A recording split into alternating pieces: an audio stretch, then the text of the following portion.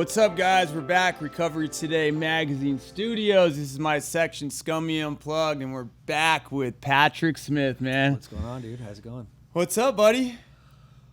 Ooh, I'm a little nervous, but I'm here. I'm excited. It's so cool, dude. This is all about just spreading the message. You have a rad message. It's kind of cool how we met. I have my Supercross team, and at one of the races, I wanted to get a punk band to come, and at like Supercross, it's very family oriented. You're not allowed to have like music, live performances at Anaheim Stadium, and we had you guys come out, and dude, that was such a rad event, dude. That's probably one of the coolest shows I've ever played. Really? Because I got to tell my friends, dude, we played at Anaheim Stadium. And they're like, no way. Dude, it was pretty cool. You guys snuck us in. That was the best part.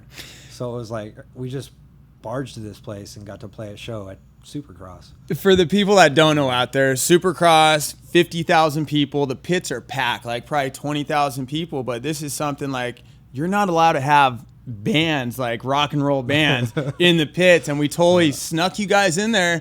And then during like the peak hour, you guys came out, dude. Everybody was freaking out, dude. I mean, then I remember you guys were playing all the promoters. This is like for Supercross. We're talking big officials, you know. They came, they kind of cut the show, but they're like, you know, this was really cool. Next time, just tell us that you're gonna have you guys come out. So yeah, that's where I met you, and then you know, that's kind of how we started our friendship, and then as we talked more, I knew about your story about how you're sober. And how much time do you have? 4 years? Yeah, my clean date is July 13th, 2013. I have a little over 6 years clean. I have a lot of respect for people like you, and especially in the punk rock world. You know, it's a crazy lifestyle, dude. And like to stay sober through that, I mean, that can't be easy, man. I mean, how do we start with this? When did you start the band, and how did you like get into that scene, and how did you? I've been playing punk music since the early '90s with my older brother. I mean, music for me started when I was like 5 years old. My oldest brother is a drummer, and he always had bands coming in and out of my dad's garage. So my earliest memories as a kid was going to sleep and listening to the bands playing downstairs in the garage. And years later, you know, I started taking guitar lessons from one of his guitarists. And he would take me into his room when I was a kid, and he would, you know, DJ different CDs. Remember, we had a T-shirt that he made where he just wrote band names on like on this shirt with like a marker. And so by the time I'm in 5th grade, I'm writing all these band names on my desk, and that was my life, you know. Like my first CD was like Black Flag when I was like in 5th grade, and that's when I really started going with it. And for me, like, I didn't know punk music was going to be such an important theme. And really just the background music to my life growing up. You know, it was pretty chaotic. Both my parents are addicts, so there was a lot of craziness going on in the house. You know, my dad was like the biker lawyer guy. My mom was a housewife, you know, and so they were, you know, at each other's throats a lot. There's a lot of fighting, a lot of craziness going on in the house as a kid. And that was normal to me. That's what I grew up around. And was it drugs and alcohol? Oh yeah, drugs and alcohol. And so there was a lot of like high drama situations pretty much every day that I can remember from my earliest memories. And that coupled with the music going on, so like I had like this just, it was a pretty wild upbringing. And I feel like with that lifestyle and partying, it just goes together so good. I mean, dude, that's just like punk rock partying just goes together. And that's why like I find it very it's really cool to see how you did we'll get into that, and how you're still doing it, man, and sober. I have so much respect, man, for you, and just living that lifestyle sober. It just shows that you can do it, man.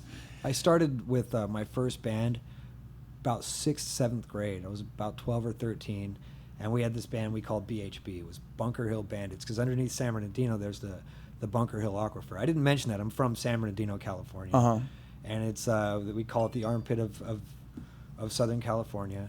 It's a place where dreams die, you know, and it's a culture all on its own. And it's rough out there. It's a ghetto. Gnarly, yeah. But so like having the band in the garage, like we practiced in the same garage that my brother Jason's bands did, And out front we had like a little skate park where we had ramps and all that, and our friends would come up and they would smoke weed and we'd, you know, jam on music. And it was like we were the hangout spot. And, you know, from there it's like the music progressed like through high school. And high school is when I really started going with the drinking and drugs was about 7th grade, 8th grade. 7th grade? And, dang. Well, yeah, I mean, the first time I ever tried anything like that, I was probably 9, 10. But I really got going, like, doing that regularly was about 12, 13. I think it's different for you. When you're, like, grown up and you see your family like that, it's more like you kind of feel like it's not a bad thing. And, like, I was, like, smoking cigarettes with my parents by the time I was in high school. Like, no my way. mom was buying me packs, you know? Yeah. It's just the lifestyle. Yeah. How bad did it get? I mean... It was an interesting time, especially around then, because, like, it's crazy. Today's October 8th. I want to say 22 years ago, I was 13 when I got jumped, and I got this scar. Oh, dude, I was just looking at that, man. Today. This is the anniversary of that. This is like 22 years later. That's a gnarly scar. What happened? I was walking home from school. I'd gotten kicked off the bus, and I was walking home from school through a bad neighborhood, and I got jumped. And I suffered a skull fracture, and one of my buddies actually helped walk me home. And it was a long walk, man. It was over 5 miles or so until my mom came and picked me up. But I went to sleep. I guess I woke up and I fell and hit my head, and they noticed that that there was something terribly wrong. And I woke up out of a coma 3 days later, and the right side of my body was paralyzed. I couldn't walk, and and my whole life took a pretty dramatic change from that point on. How long were you paralyzed for? That wore off. I mean, I was young, so that wore off. But I remember waking up and just being like, "Oh shit!" It's a game changer. Yeah, and when I woke up, you know, I got my family there and a bunch of my friends and everyone, and tubes sticking out of me everywhere, and they're like, "Oh yeah, this happened to you." And I'm like, "Fuck, I didn't know." Jesus, man. The craziest thing was I remember the doctor telling me, because they're like, "Dude, we just put 2 metal plates in your head, and you're lucky to be alive. We didn't think you were gonna make it." So, for the record, now that you know your whole life's changed, no more smoking, no more drinking, no more fucking amusement park rides, no skateboarding, you know, no loud noises. I'm like, dude, like that's basically my whole life. You just said I can't do anymore, right? And it was pretty crazy. So shortly after that, like one of my friend's bands came up. He's like, "Hey man, can we practice in your garage?" And I was like, "Fuck, dude, I missed this. Like, hell yeah, come on up and practice." So like the best punk band in San Bernardino came up and had practice in my garage, a band called Society's Unwanted. And what's crazy is I'm still friends with the singer Ryan today. Yeah. And we still hang out and stuff. But like that was like one of the biggest moments, because like I got jumped for being like a little white kid in a bad neighborhood, being a skater, being into punk rock and all that. And there was just it's San Bernardino, man. There was a lot of tension, especially at that time. Yeah. So I was in the wrong place at the wrong time, and that happened. But it really wasn't shortly after that like I got into weed full time. One of my friend's dads was like a pot grower, and she took me into the garage and just like fill up, and like gave me some bags, and I filled up all these bags of this pot. And I remember like being like a 13-year-old kid and like running around the neighborhood and selling pot and making Christmas money. And dude, as a kid, that's like a big deal, dude. And I still had like the fresh scar, you know what I mean? I had a leather jacket, and I got all these bags of weed, and that was like, it was a part of my life growing up, was, you know, weed and punk rock and beer and girls and skateboarding and all that stuff combined. But the disease of addiction, I didn't know anything about this at the time, but it was progressive. It wasn't just going to be weed and beer and a party the whole time, you know? Yeah. Later on in high school, you know, I got into harder stuff. I got introduced to cocaine and then later on into meth. And then as soon as that happened in my life, that was a game changer. I know they say like weed, a lot of people, it's controversial, you know, is weed a gateway drug? And I feel that it truly is if you have that addict mentality in you, because you like getting high and you're just going to experiment, you know, what's the next drug? What's that going to do? Yeah. And that's just what it is, you know, if you're not like have that addict in you, you know, maybe you could just stick with weed. But I feel like you and me as addicts, you're always going to take to the next step, dude. And like your lifestyle, it's a fast lifestyle. You just always want to like push it, see how far you can get. So, I mean, you did weed for a while. When did it go to the bigger drugs? That was in high school. I mean, I really didn't fully graduate until after high school. But I was one of the stoner kids. I hung out with the stoners, and I was one of the cool kids, and that was just a part of life, you know. And it was high school that like weed had become every day. Yeah. You know, and I really couldn't imagine life without it. Yeah. Or getting clean this time, I couldn't imagine life without it. Yeah. And did you know anything about addiction or anything back then? Like, did you ever try and stop smoking? Did you realize like, shit, I can't live without this? I got busted in high school by my parents, and I'd been sneaking out to go see my girlfriend. I'd met the love of my life, and nothing could keep me away from her. And I was sneaking out at night, and at that point I was like doing coke and smoking crack and being a crazy little kid. And my parents had sent me to a sober living. It was like 2 months into my senior year, and this was my first introduction to the 12-step program. And I hated it. Yeah. It was in Fullerton. I liked being in Orange County because like Orange County punk rock is fucking awesome when you're a kid. There's record stores everywhere, and the people, the culture was just like, these are, I don't know, I fit in there. Yeah. And so part of like the deal with living in sober living is you had to go to meetings, and I went to 3 meetings a day, and I heard all this wild stuff, and it was entertainment for me at the time. It was something I had to do, and I didn't know that it was planting a seed for later on when I needed this thing. But so I did a ton of meetings, and I just watched. And I heard stories, and I don't know if I necessarily related to them, but it was amusing. Yeah. And so I stayed clean for a little bit on that. Once the heat from my parents died off and I went back home, I went back to it. How long did you stay sober through that? Like, oh, maybe 6 months. I didn't take it seriously. Still 6 months after living like through high school. It was just fear of my that's parents. It was fear of getting grounded. That was the only thing stopping me. Do you remember how you felt like that 6 months? Did things change? I mean, were you still having fun, or? I don't remember feeling good. I just remember like wanting to get back to doing what I do. Yeah. You weren't ready. No, hell no, I wasn't ready. Not even close. I was just getting introduced to what was later to become an everyday part of my life.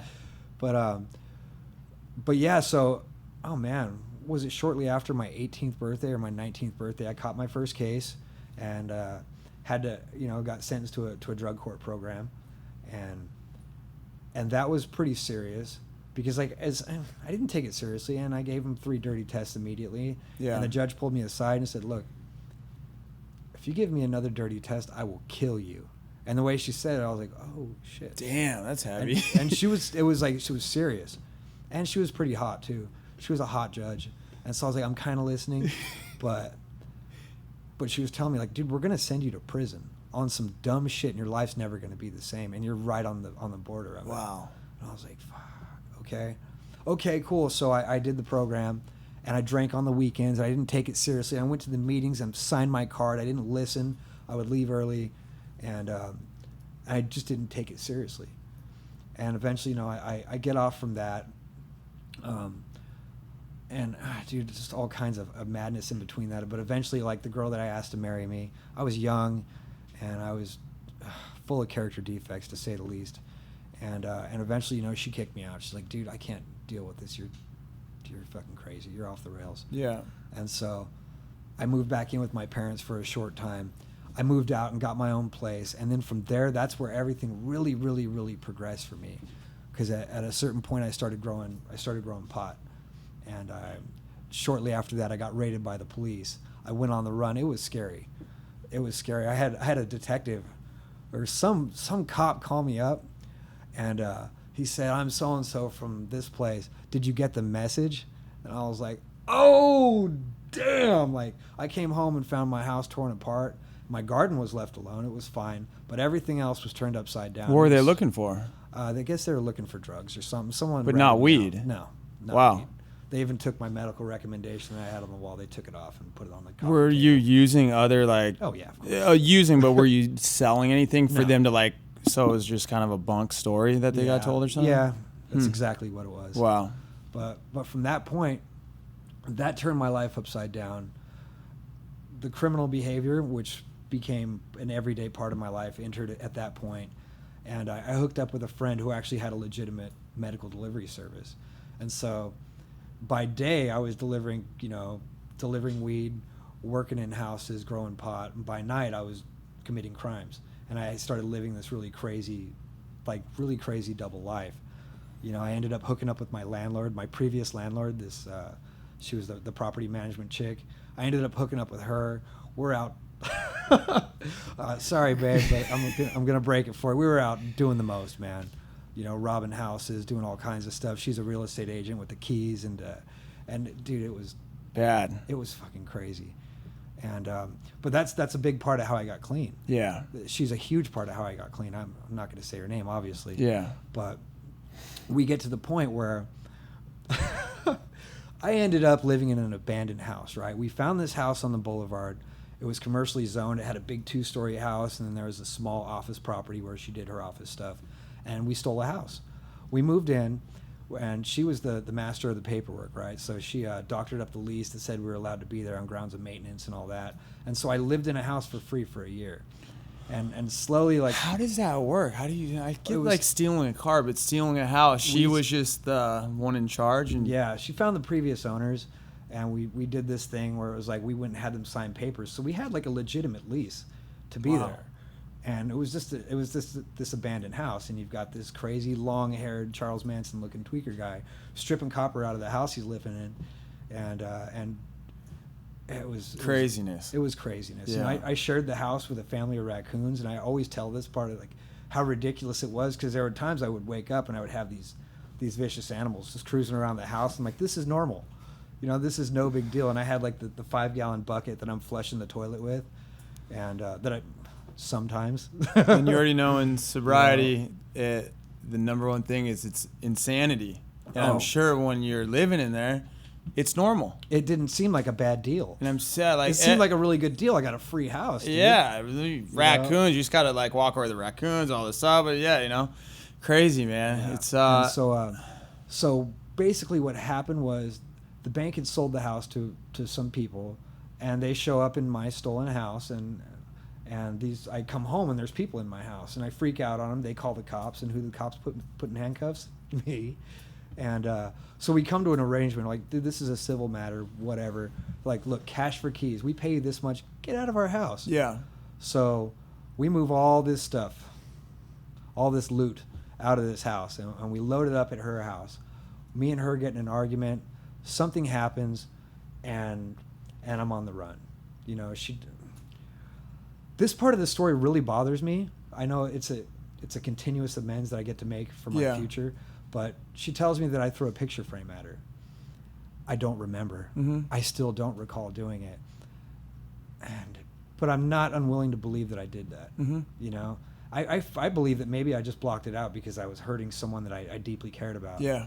But you know, she said I threw a picture frame at her. It hit her, and it hurt her, right? Mm-hmm. And this was a big deal. This is assault with a deadly weapon is what it came out to be.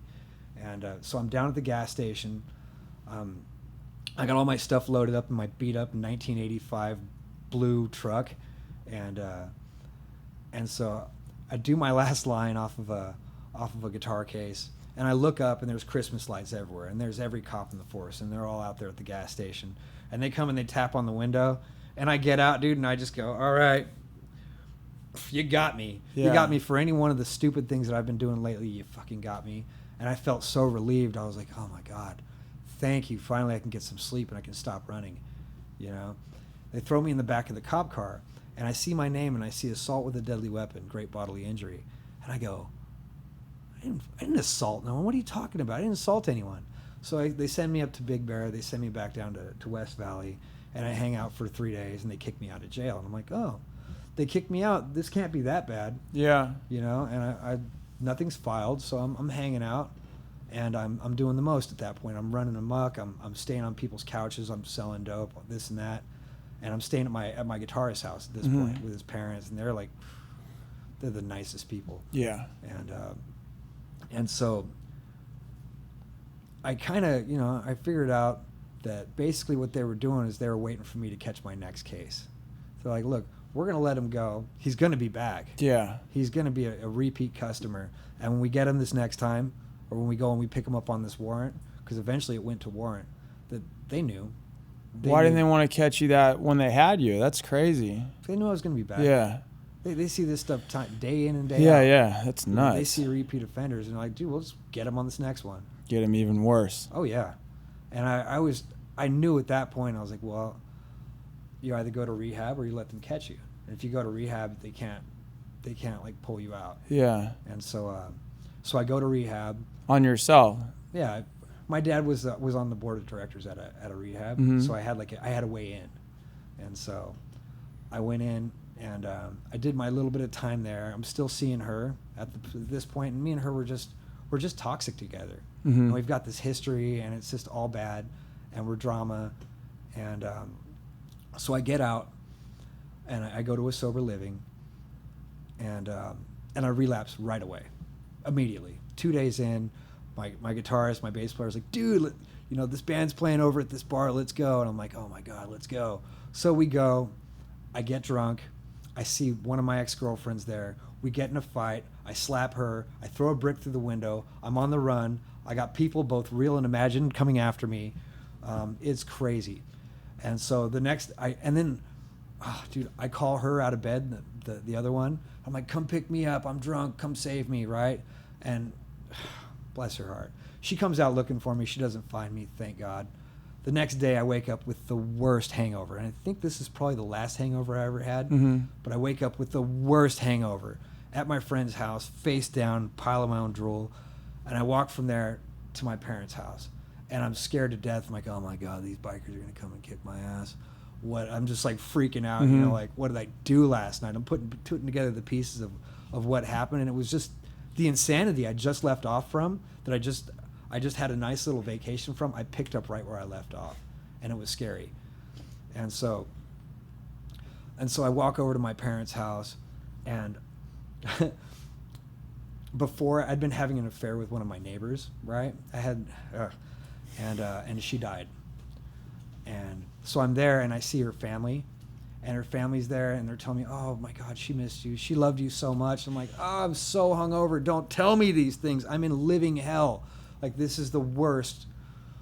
I was like praying for death at that point. Yeah. So I go back to the sober living, and I talk to the lady that's running it, and I'm like, hey, I messed up. And this chick, she's tough, man.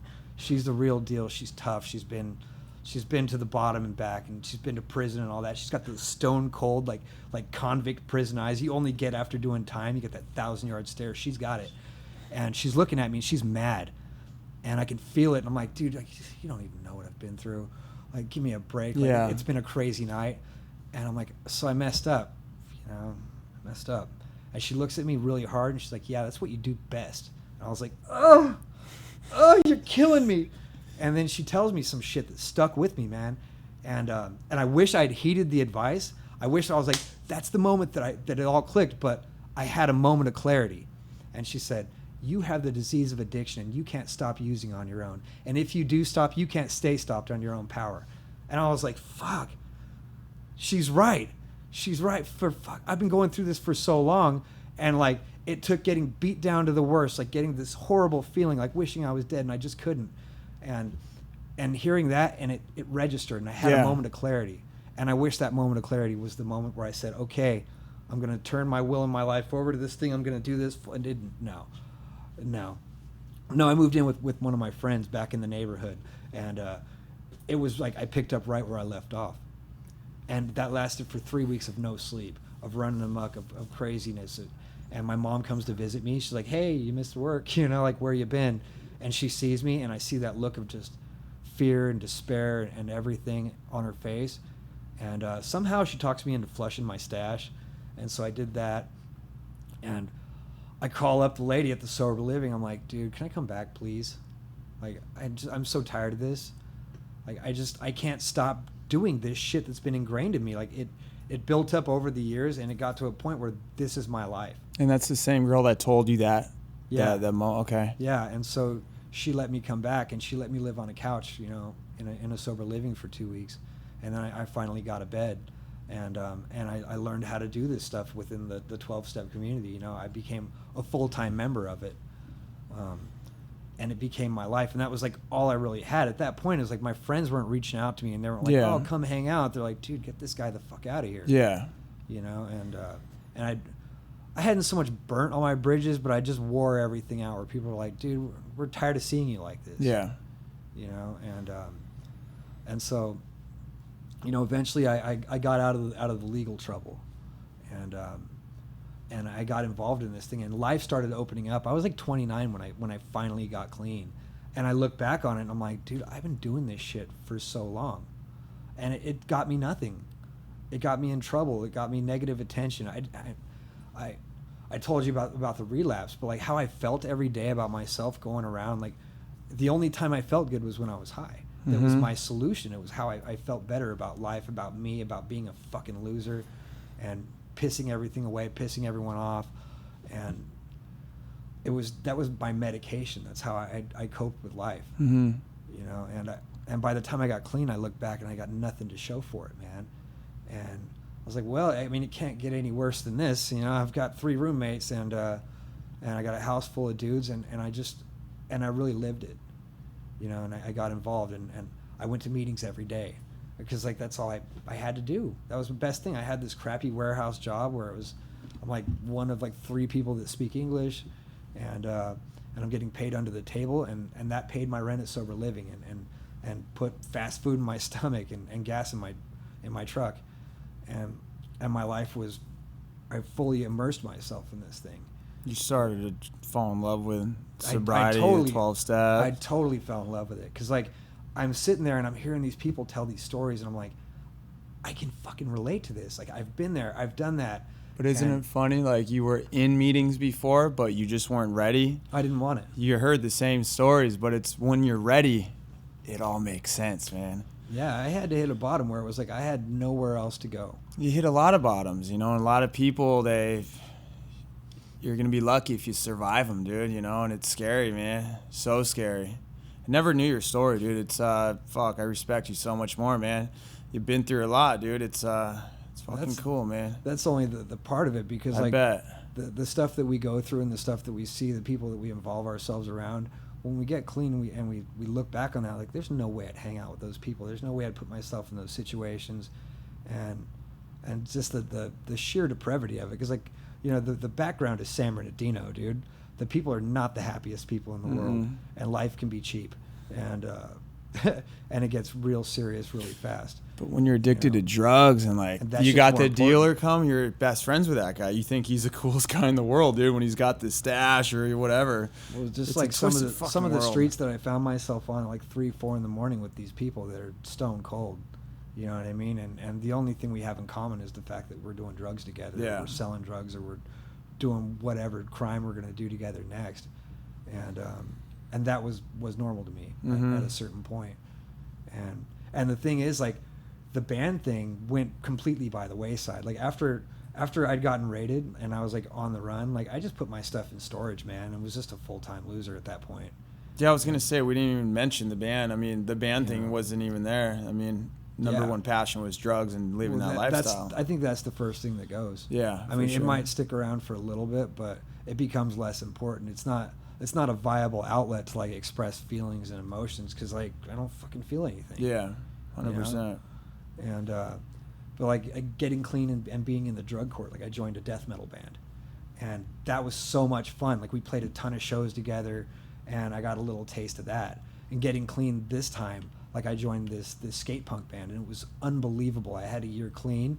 These guys had put out a 7-inch and with a CD, and I went to one of their shows, and I discovered them. We booked some shows together. They come out with a 7-inch, and I hear it, and I'm like, something clicked, man. And I was like, I have to be in this band. Like, I felt it. Like, I have to be in this band. And so I hit him up. I'm like, dude, what do I got to do to be in your band? And they're like, well, we'll try you out. You know, you should get this amp, get this guitar, whatever. And so I try out for this band. I get 2 practices and then 200 shows later. And this band takes me, you know, around the country, and we play shows constantly. And like, it was everything that I ever wanted to do with my life, and I couldn't get there. I couldn't get there. And like, man, I had so many just wonderful, beautiful experiences, like traveling the country with these guys and eating all kinds of awesome food, playing with my favorite bands, having them come up to me and have them sign my record. Like, it was just ridiculous.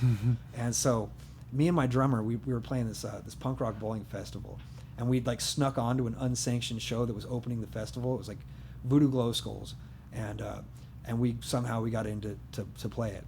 And we're playing this massive show, and it's just this incredible feeling, like I'm here with my bros. We're in Vegas. It's crazy. It's going off.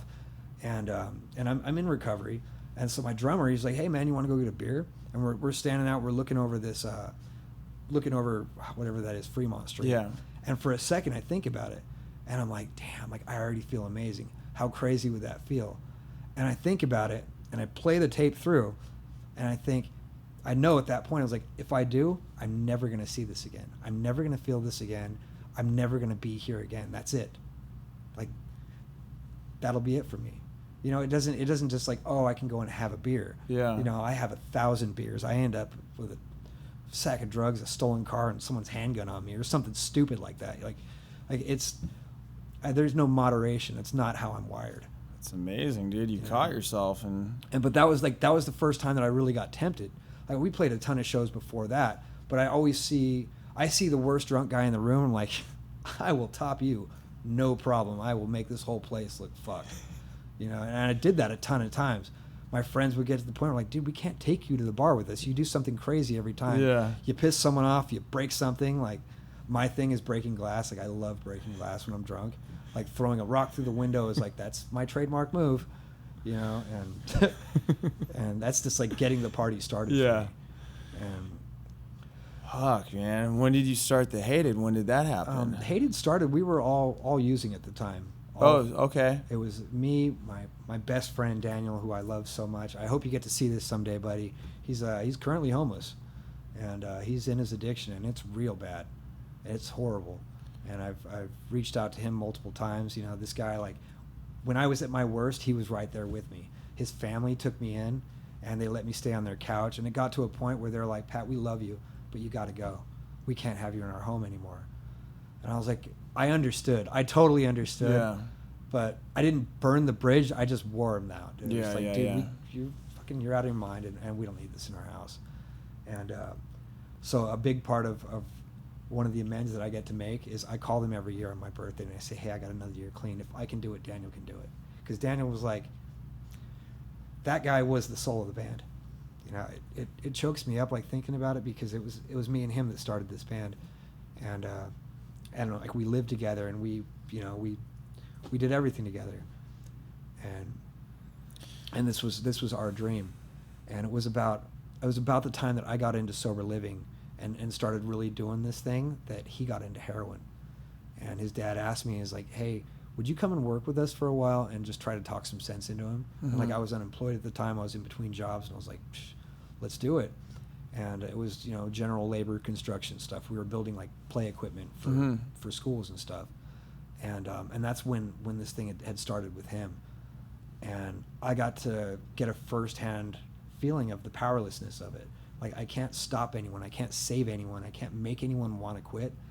You know, I can just be an example. Yeah. Be there for them and show them it can be done. Yeah. I'm proof. Like, I was hopeless, man.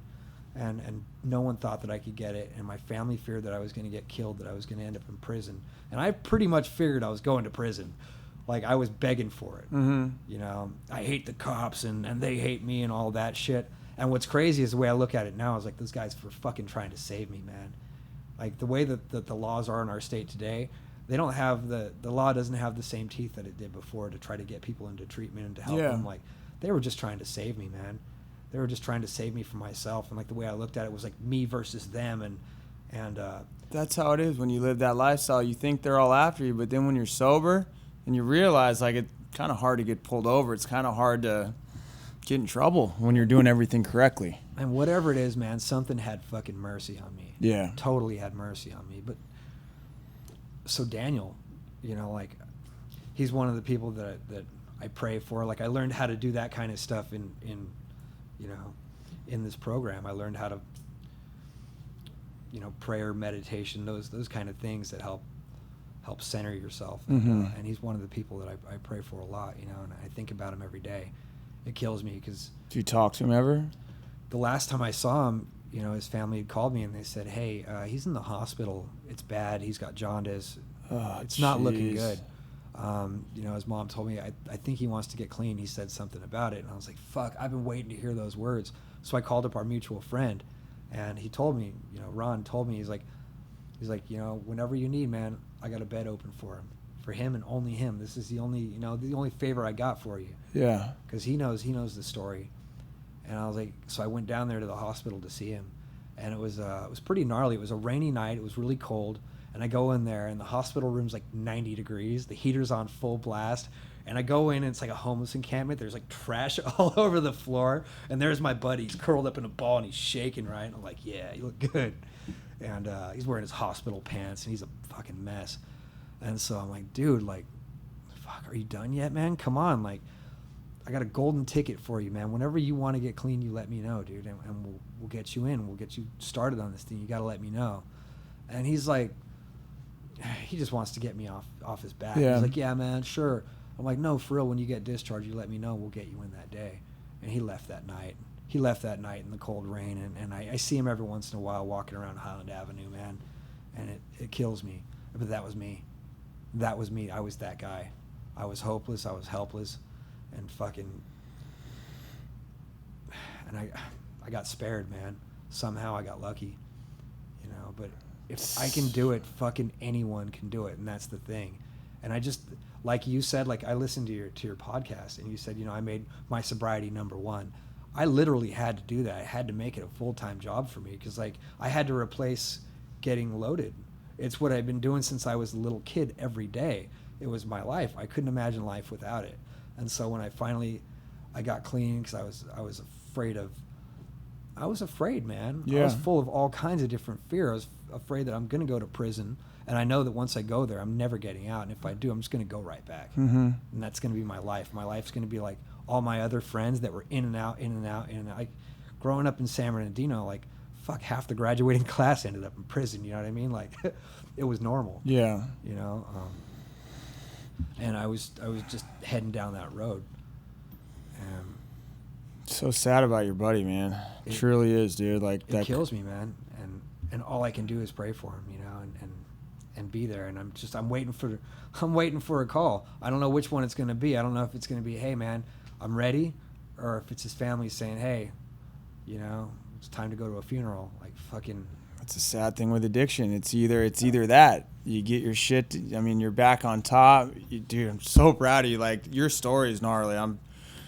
It's crazy. I had no idea, man. And to know you now, it's rad. It's hard to look at you and think you were that guy. And that's what's so rad about sobriety and people that make their lives, like, number one. It's like I can't look at you as that guy, and it's just crazy how you, like, truly blossom into this, like, you were like this kind of like piece of shit, and you just blossom in this, like, beautiful rose, dude. And, like, what sobriety gives you, it gives you your whole life back, dude. You don't gotta worry about that shit. Than I could possibly imagine. Like, I didn't know that it was possible. Like, when I started touring with that band, I was like, I can't fucking believe I'm doing this. Yeah. This is everything I ever wanted to do, and I'm playing with my favorite bands, and we're hanging out, and we're eating rockin' burritos and fucking just living this amazing life. And I did it all sober, you know, and it was a lot easier to do too, because like those guys weren't going to put up with me doing that. Yeah. And I knew that it was a golden opportunity for me, and I just went for it, you know, with the ride. What's funny is, like, I'll backtrack to that the girlfriend I was telling you about. She wrote a book. She self-published a book, and I'm a big part of that book, and I don't look good in it, and she's telling the truth. Yeah. You know, I took a highlighter to it, and I was an asshole, you know, and part of me staying clean today is a living amends to her. You know, the fiance that I had when I was a kid, I've never formally been able to make an amends to her. I don't know if I ever will. She doesn't want to see me, and that's fine, and that's something that I have to respect. Mm-hmm. And but sometimes, like, the amends that go unsatisfied are the best ones. We leave feeling what we've done to people, you know, and it helps us stay clean. Recovery isn't always pretty, you know. Looking back on the things that I've done and just saying, oh, I'm sorry. It's like, oh yeah, nice, you're fucking sorry. You said it a million times. You still made me feel bad. You still, you know, you still put me through hell. And so it's like, saying I'm sorry, it doesn't cut it. It's a total, like, life change. And it's, you know, I can't take back the past. I can live better today and try to be a better example, and that's all I can do. That's all I can do, man. I relate so much to everything you're saying. Like, almost forgetting we're doing this interview. I'm, like, really captivated, man. It's crazy, dude. Just everything, dude. How you can get your fucking life back, man. Like, where you're at now. I mean, what do you tell somebody? It's such a hard thing. What do you tell somebody, dude, that wants to get clean? Because I'm really thinking a lot of people that are watching this are hopefully those people that want to get a little bit of hope and get a little bit of sunshine. Like, dude, if this guy can do it, maybe I can. What do you tell somebody that it's scary, dude, when you're on drugs, like go into that rehab? I wish I knew how easy it, just how it wasn't as bad. You think of rehab, like kind of what you see in the movies. I mean, my rehab, it wasn't that bad. It was kind of fun. When I was in that first sober living when I was 17, I got a speaker CD of a singer of a punk band that I've been in love with since I was 13. The first time I heard this band, I could tell you the moment that I heard them, it was on a beat up like AM radio in my bedroom, and this band came on the KUCR 88.3 like punk rock radio that they did on like Thursday nights, and it was the first time I heard them, and the guitars were like chainsaws, and I was like, oh my God, like that band, like just it, that moment, I remember that moment so clearly. It changed my life. I was like, fuck, like I'd heard Black Flag, I'd heard all these other bands, but when I heard that band, I'm not going to say his name, but when I heard that band, everything changed, and I was like, this is me. This is exactly how I feel inside. So years later, someone gives me a speaker CD when I'm in that sober living, and I listen to it. I'm like, dude, that's the guy from that band. And I'm listening to his story, and I'm like, oh my God. And it was just something like I could only hear the message from him. I could relate to it so wholeheartedly. Like I listened to that in my active addiction when I was drinking and using, and I needed some hope. Mm-hmm. Like I listened to that CD, and it kept me alive. It was like, I don't know, it was just something about it. It had this sort of magic to it and had this message in it, man, that was just so beautiful. And that guy was just, he was the one person that I could hear, and I give him a lot of credit. I don't think I would be clean and sober today if it wasn't for him. It just had such a profound impact on me. And and I fanboyed out on him a little bit a few times. I'm like, oh my God, and I try to relate to him, like how important it was, what a pinnacle like moment it was, like in my life, like knowing that this guy, everything that he went through, and some of it I could relate to, like on a personal level, like we'd been through some of the similar stuff. Like if he could do it, I could do it. Yeah. And I knew at that point. And he's still clean and sober today. Wow. He's still a huge inspiration to me. But that's fucking sick, man. Yeah, but it takes what it takes, And yeah, there's certain things like that I can't discuss, but what I would tell people is get involved. Get involved in this thing. I mean, what do you got to lose? Exactly. I mean, if you're here, you're listening to this, and you're listening to this for some hope, like you've already been through some shit. Mm-hmm. And there's people out there that have been through some crazy stuff, and they've made it through the other side. I remember that, like being in the meetings and hearing these people share and not believing them, because like, no way, this person is too clean, they're too beautiful, there's no way. But I knew what they were telling me was the truth. Yeah. I just couldn't believe it. I was like, is it possible? Can I do this? Can I really? And then I'd go home to my sober living where my roommates are farting, and that was my little life, man, my little rundown life, and it blossomed into these just series of amazing moments, man, that I wouldn't trade for anything in the world.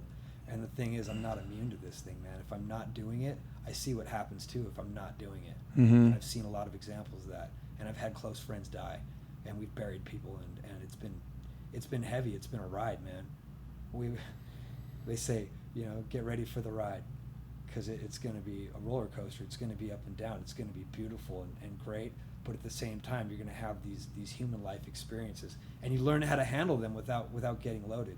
And that's the crazy thing, because I've found myself at times where, my heart's twisted up in some kind of way, and I'm sitting there and I'm looking at the bar, and the last thing I want to do is pick up my phone and call someone, and I just want to sit there in the misery of it. And then when I do, and I bring it out to the light, and I tell someone, this is what I'm feeling, this is what I'm going through, and they say, hold on, I'll be there. And they tell me, I've been through the same thing, and this is how I got through it, and I made it through another day, because I only have today, man. Yeah. Tomorrow's not promised. I don't know what the future holds for me, but I know that if I continue to do what I've been doing, and that I have a chance of living a good life, and I have a chance of sitting well in my skin and feeling good, not just like physically, not just my health, but my spirit, and my mind, and that's so important. This was a really rad interview, man. Like I related.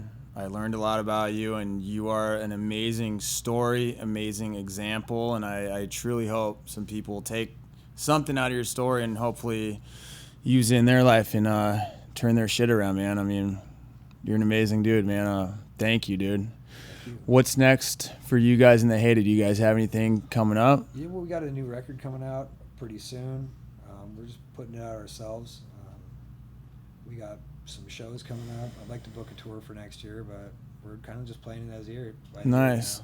Yeah, we're going to be doing a lot of stuff with the Supercross team, and all the information, how to reach out to you, will be in this article. And thank you very much, man. This was a really cool interview, man. It really was. I admire you a lot more, man. So thank you. Thanks for having me. You guys heard it, man. This was a good one, man. So it's everything you said, man. Anybody can get their life back, so just don't give up and listen to his story. And if he can do it, you guys can do it too. Have a good one, guys. Later.